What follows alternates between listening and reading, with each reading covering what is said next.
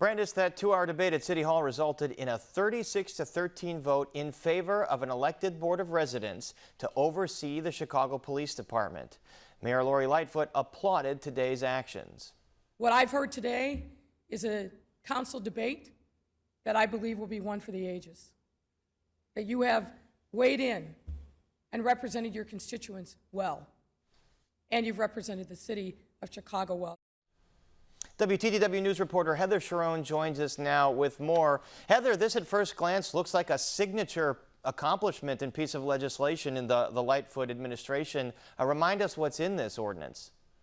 Well, this board will have the authority to set policy for the Chicago Police Department, but the key compromise that set up today's vote was allowing the mayor a veto.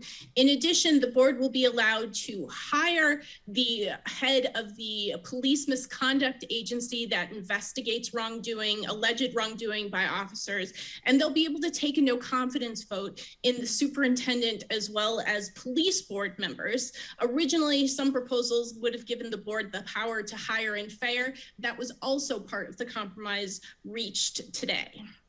And there was a lot of emotional debate on the city council floor. Let's hear from the head of the Black Caucus, Alderman Jason Ervin. We have to think about it in a global sense, because this is not just about your box. This is not just about your community. Heather, what's he getting at there?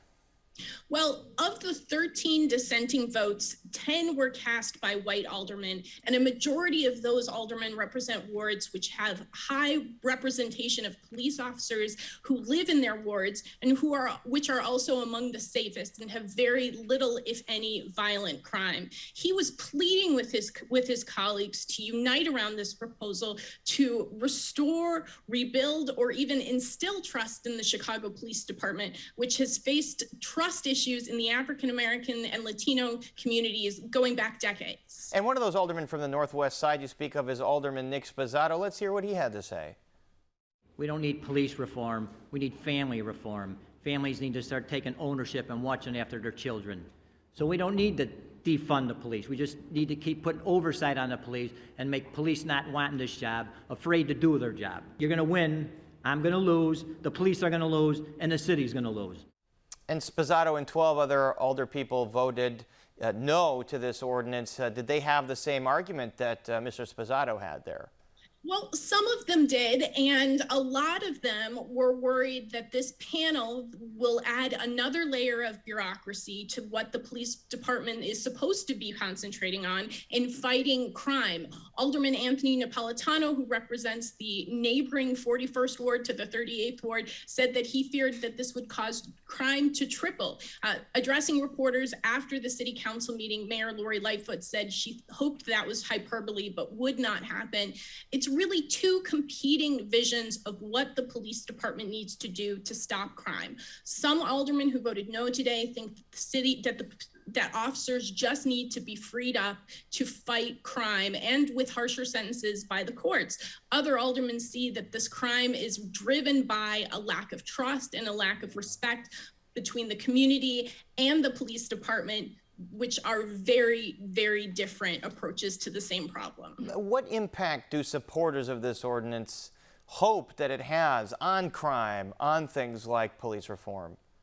Well, they hope that it will put an end to this, like the settlement that was approved today for the family of Pierre Lowry, who was a teenager who was killed back in 2016 by an officer after a brief foot chase. And if that makes you think of the deaths of Adam Toledo and Anthony Alvarez earlier this year, you should. The circumstances were very similar.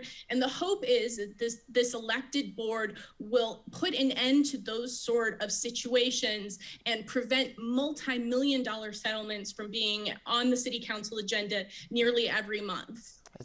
It's a very complicated piece of legislation, a lot to look into. We're going to unpack it a little more in Spotlight Politics. But before we let you go, Heather, another ordinance passed that will completely renovate the site of the old Michael Reitz Hospital. Tell us about that.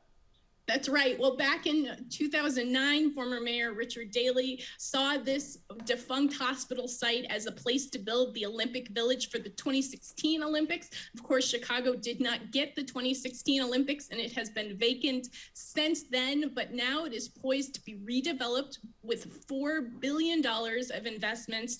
It is set to become 4,800 homes, as well as offices, health facilities, a museum, some open space, and it will really transform what's south of McCormick Place along the lakefront and create a whole new neighborhood that Alderman Sophia King said should be now known as Bronzeville Lakefront. All right, Bronzeville Lakefront. And by the way, we're going to be out there tomorrow with more on this massive development and other happenings around Bronzeville. But for now, we leave it there. Heather, thank you so much. Thanks, Paris. And you can read Heather's full story on our website. That's WTTW.com/news.